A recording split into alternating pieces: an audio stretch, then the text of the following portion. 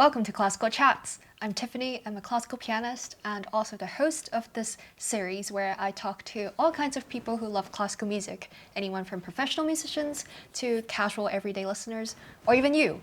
And yes, really, or even you. I know Together with Classical has been in a collaboration with DreamStage, which is this really cutting edge, amazing live stream concert platform, which is really kind of the best place to experience really high quality music concerts in these pandemic times with all the travel restrictions. I've been so grateful to have had some of the best classical artists who have performed on DreamStage to come on the earlier episodes of Classical Chats. But today I'm also announcing that there will be a sign up form in the description where you can also come on an episode and just share your stories and your passion about classical music. And I really look forward to hearing a diverse group of stories. If you want to come on an episode in this year, make sure you sign up by mid-October. Now for today, we have someone special. We have the CEO of Apollo Music Projects, David Chernaik. You might have remembered that Together with Classical's launch fundraiser goal was for musicians and music education programs, and Apollo Music Projects was one of the first 3 charities that we supported. So I'm very excited to get to know David and hear about how he brings classical music to children. In modern times, classical music is not exactly a hip thing for the younger generations, so I'm excited to learn from him. Well, so nice to meet you and see you, and Yeah, thank you so much for inviting me to well, come thank and you talk. for coming on. Thank you so much for supporting us and for to all your supporters for donating, and it's just wonderful. Yeah, it's really, I wholly support your mission there and bringing classical music to children. So I'm happy that my supporters also supported the cause and Yeah, that's helped great. a little bit. Yes, well, the I've seen your vlogs and your interview with those wonderful string players, and Yeah. I just love what you do. I also listen to some of your music, and I love your playing. I just Oh, have to thank you say, very much. Yeah, because I yeah, found you playing some Bach, really nice Bach right. on YouTube.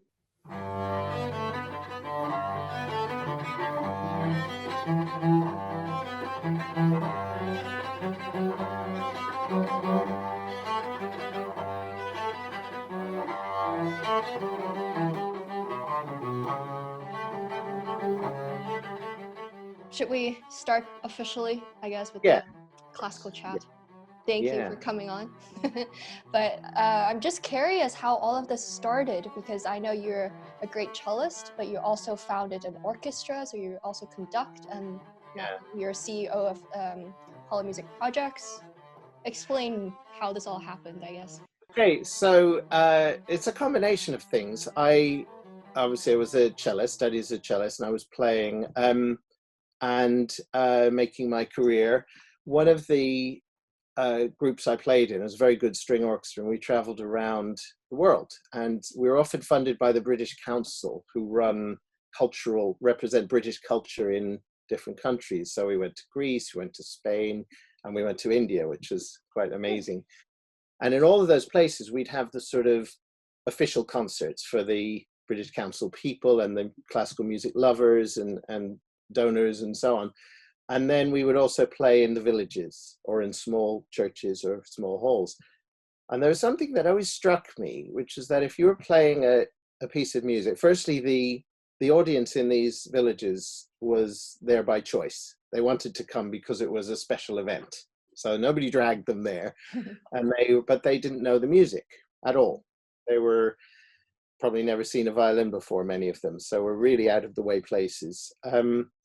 And when you played a piece of music, a piece of Mozart or something, at the point where in the Wigmore Hall or Carnegie Hall, a knowledgeable audience would be at their most silent, those special moments where, there's the greatest silence, the same thing happened in these villages. So then you think, okay, this is not coming from knowledge. This is inherent in the music. The magic, the special language of music is there for everyone.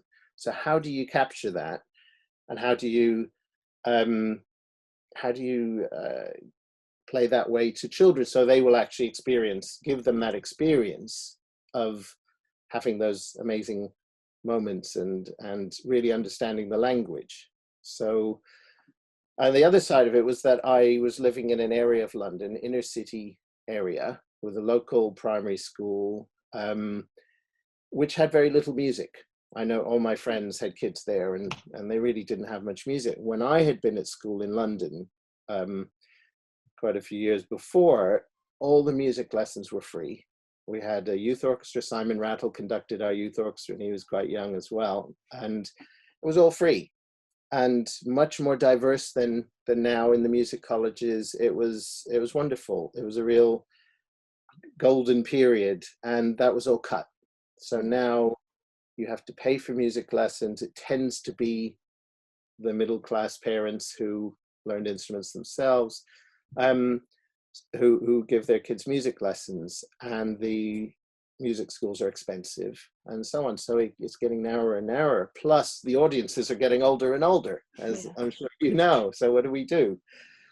So I spent some time thinking about it, and I thought, well, I've got the orchestra, I've got the musicians. I love playing chamber music. That's my favorite thing to do. So why don't we see if we can go to some schools, play live, because being live is the key, really, because you can communicate in the best possible way. So go into the schools and see what happens.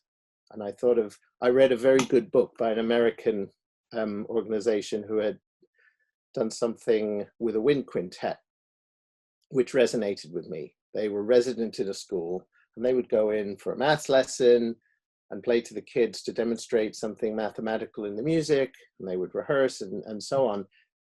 And a lot of the things they talked about were to do with connection. So have the kids interview you in small groups. They can ask you anything they want. And then somehow you're not this distant person. You're just like them. When did you start? Okay, they'll ask me, when did I start? I was 8. We're 8. So suddenly there's that connection. I'll say, you know what? The day before I started, I was the same as you. You know, I wasn't born playing. The day before I picked up cello, I couldn't play it. Did you come from a music family? Yes, amateur musicians and great music lovers. My mother's played the piano probably every day of her life and still does. And my father just sang in choirs, and so there was always music. I noticed in your vlog, I thought, this is amazing. You've got a room that looks just like the underneath of a piano.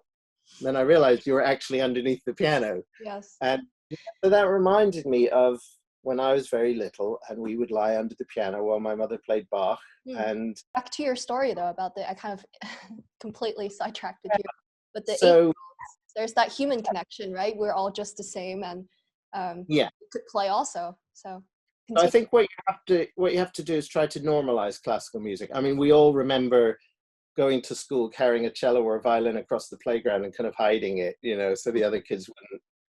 Really? Yeah, a lot of people not be have the had. music dork, kind of. Yeah, exactly. And I mean, I was always lucky. In every school I went to, there were a lot of kids playing music, and everyone looked up at that. So that was really. I actually started. I think it's a perfect name. I started because of a violinist called Paul Paradise, and I think it's just the most perfect name for introducing people to music. Yeah. And he was one of these, I think he inspired me as well. He was one of these visionaries who wanted every kid in the Boston school area to play the violin. So he really just tried to get everyone to do it. And he always had 2 places for cellos. So that's how I started. But back to the project, what I wanted to do at the time when I started, there were a lot of music education projects. Every orchestra had one, every chamber music group. But the people I know who played in them, they said, but we don't really get to play. We're making up a piece, and we play a few notes, and the kids make up a story. And I thought, well, that's great. That's fun. It's creative. But what about if you play the music you believe in the most and that you love the most, and see if you can get the kids to really listen and really understand it? And then I started looking, and I thought, okay, we have to structure this. So we're taking them through. We'll start with Beethoven. and talk about drama and storytelling, because that's the most basic thing there is, and that's the best person, the best composer for Yes. drama. So then you move on to Haydn, and Haydn is, I think, the best example of the different voices interacting. He uses all four instruments equally. There's, it's not counterpoint in Bach's sense, it's almost personal, you know, Yeah. each person says something. So kids can relate to that. And then we have textures like Ravel, the pizzicato movement from his quartet. And then we get the kids, so then we have a brass group and a woodwind group. And then the kids come out to see a chamber orchestra, 20-piece chamber orchestra. I conduct, and we, you know, then we play so longer pieces, again, Haydn, Mozart, Bach, that kind of thing. Also tango, we always play a Piazzolla tango and the theme from The Simpsons, and, you know, there's a few things they might know. Then they come around, walk around and meet the different musicians and hear the instruments up close, and so on, which they love. Then back to school for a couple more sessions, and then finally a symphony concert. So a lot of different things. And the key thing is that what I found is that if you take away the things that are difficult about classical music, so the distance, you know, if you're in a concert and the orchestra is very small, you don't relate to them. Mm-hmm. Maybe the costumes as well can have, you know, concerts can be very formal. So informality, but you have to listen. You can't talk while we're playing, and they don't, because they're interested.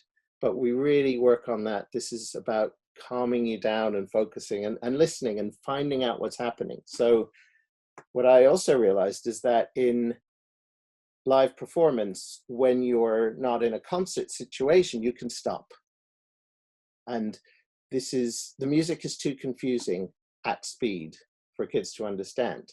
So what you do is you play, you know, half a movement or a movement, and then stop, and then say, okay, what just happened?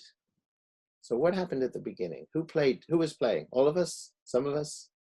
And it's not a test, so we'll stop and we'll show them.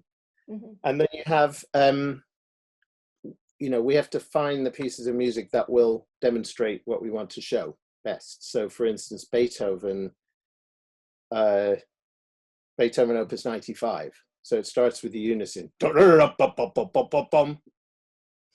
then silence. So the first thing you ask the kids is, okay, who was playing at the beginning? And you might get them to shut their eyes and see if they can tell how many. And of course, you know, I say to them, look, I've got really good ears, but if I shut my eyes and I'd never heard that, I couldn't tell either. How can you tell? We're all in unison. How can you tell how many are? You can't. That means you are all very good musicians also to play very well in unison. Well, yeah, we hope it's in unison. But then you say, okay, well, what happened next? Once they get that, what happened next? And then they'll say, then you separated, which is true. Mm-hmm. Okay, we split into two groups. The first violin's on its own, and you can demonstrate that. But you say, okay, well, what happened before that, between those two? Finally, someone says, you stopped. And this is always wonderful, because you always get the same answers. You then say, well, why did you stop? Why did we stop? And someone says, because you were tired? And you say, well, we just started. We're not tired. So you need a rest, you know, whatever it is. And finally, someone says, to create tension. And you say, yes, that's exactly what's happening. You've got it. You've got it. Yeah. And a lot of the other kids noticed that too, but didn't like to say. Sometimes it's also very obvious that you don't realize. Oh yeah. Yeah. So why does Beethoven start with something really loud to get your attention, which it does, and then stop? So when someone says, well, it creates suspense, you hold your breath, you don't know what's happening next. And that's exactly what it is. And you think, well, okay, these kids understand what Beethoven is doing better than a lot of grown-ups. Was there something unexpected that just through your organizing and developing the programs?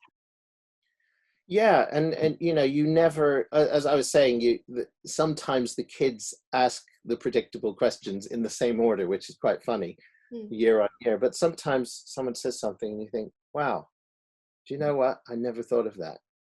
Do I you know have this. one story to recount that's like that, something that Oh, was surprising or yeah, real? there's one that's very funny. Um, it was the beginning of Beethoven Opus 59, number 3. So it starts very slowly and sort of, you know, a bit mysteriously or uncertainly.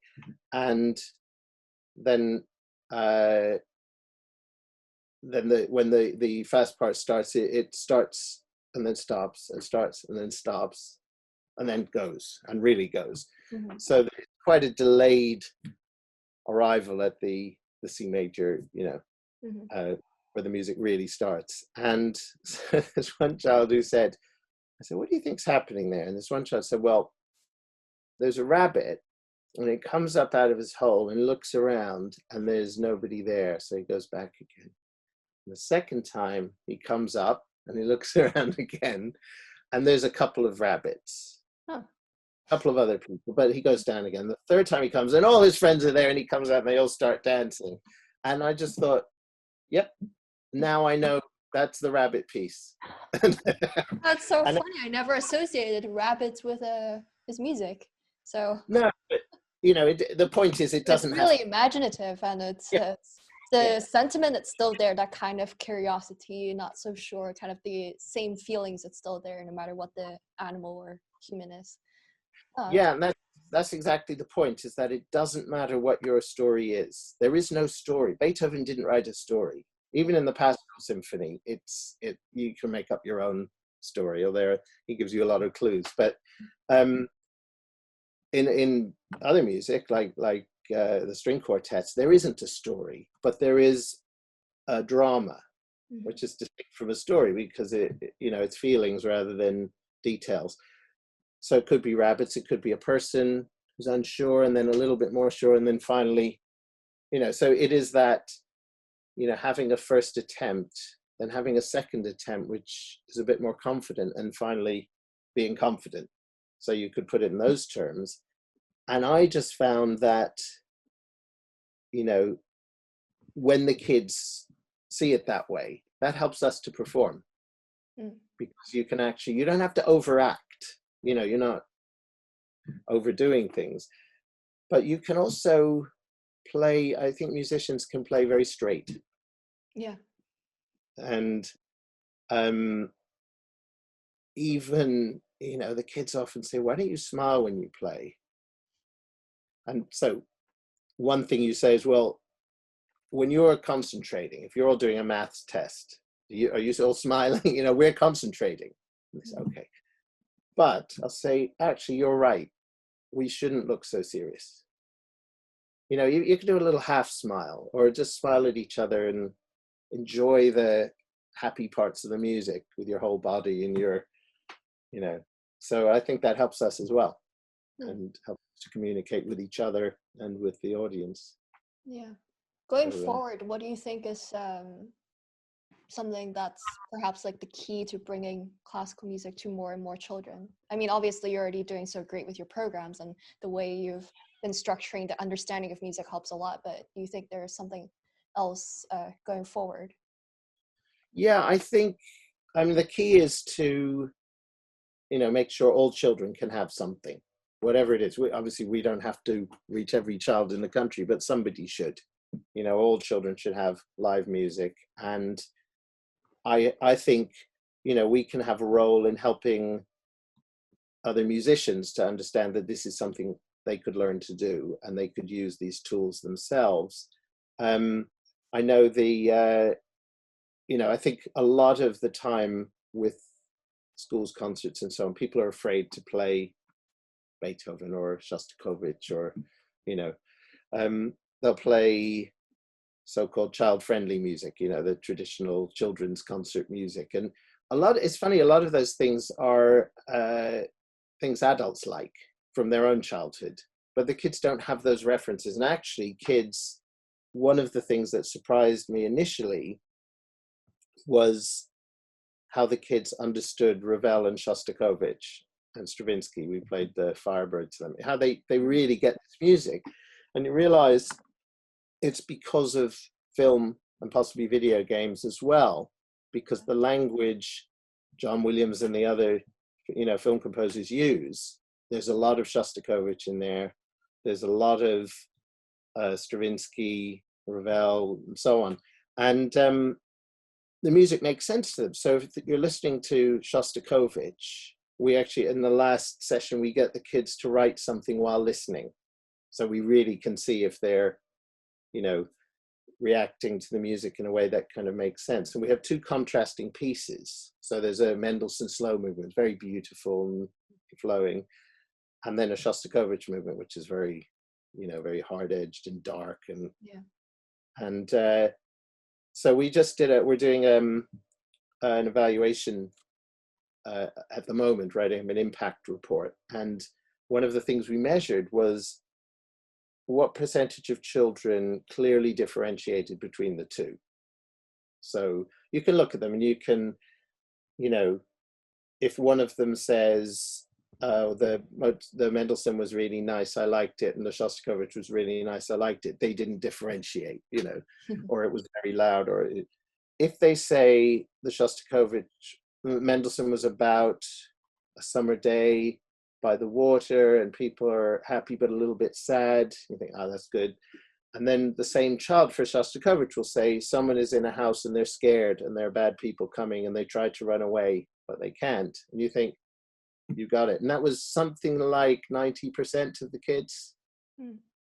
And these are kids from all levels of ability and experience in an inner city school, and across all the schools it was high 80s to 90% of the kids clearly differentiating at whatever level of writing skill they have.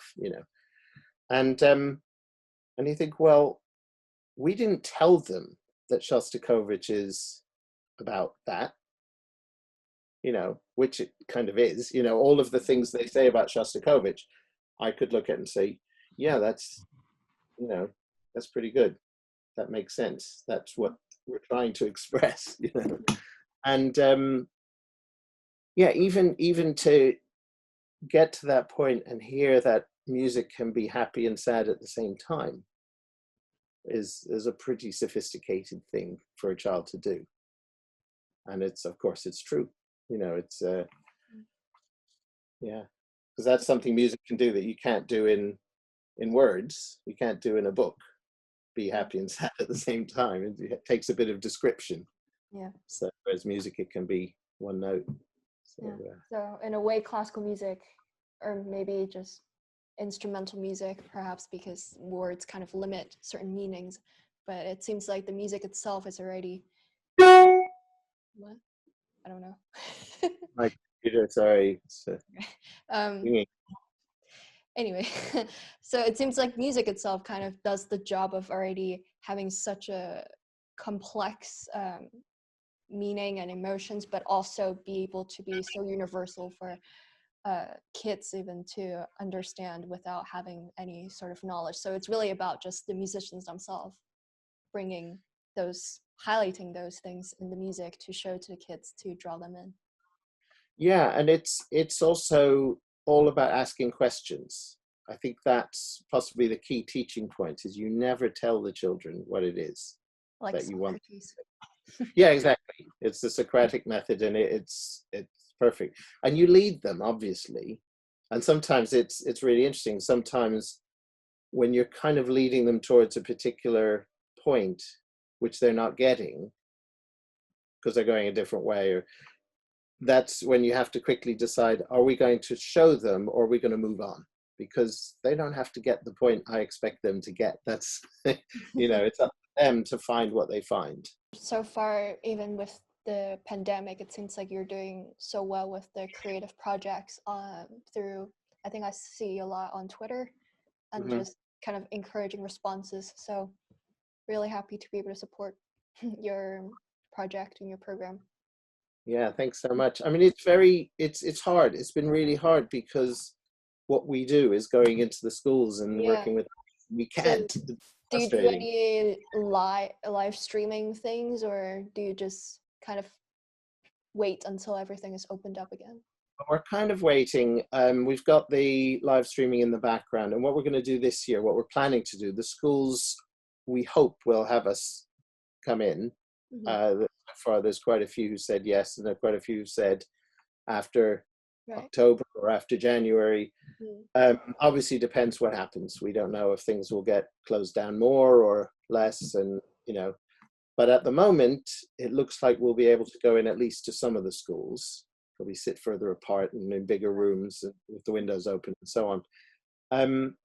But for our orchestral concerts, there won't be a chance to have hundreds of kids in a hall. So we'll do those live streamed. So we'll record the orchestral concerts and then we'll live stream them to schools. We haven't quite worked out exactly how we'll do it, but there will be some way of communicating during the live streams, but whether by chat or facilitator or Hmm. however we do it, so that the kids can ask questions and we can Yeah. have a live feed of me or the musician Interaction. answering the questions. Yeah, Well, look that's forward. one of the key things. So Thank you. I think as for the classical chats, this is pretty much it, I think. Take care. Thank you. I Bye. That was very interesting to hear about his method of breaking down classical music into smaller bits and really making it approachable to children. So, really, the music is already so beautiful, and everything is there for musicians like us to bring it to the audience and really guide them through the complexity of classical music. Thank you, David, for coming on, and thank you for supporting our first fundraiser effort. We raised a total of $12,000, so we've donated a third of that to Apollo Music Projects. Very happy to have supported them. I hope you've enjoyed this episode. If you want more episodes like this, please subscribe. The more people we have here in this very new channel, the more people will be excited and eager to come on and share their stories about classical music. Let's grow together. So subscribe, and I'll see you later.